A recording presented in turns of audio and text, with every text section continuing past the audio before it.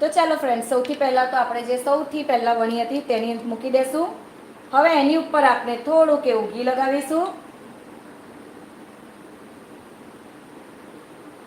જોતા રહેજો ફ્રેન્ડ્સ. એની ઉપર આપણે થોડોક એવો હલકો લોટ પણ છાંટીશું.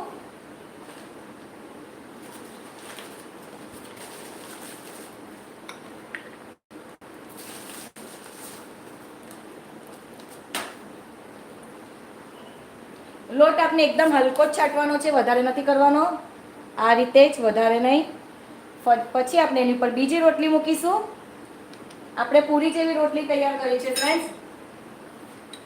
પેલું કહેવાય ને આપણે છોલે પૂરી ખાઈએ એમાં કઈ સાઈઝની હોય પૂરી, એ રીતે.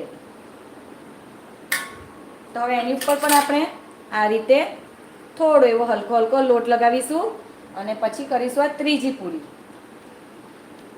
તો હવે આ 3 વસ્તુ તૈયાર થઈ ગયું છે ફ્રેન્ડ.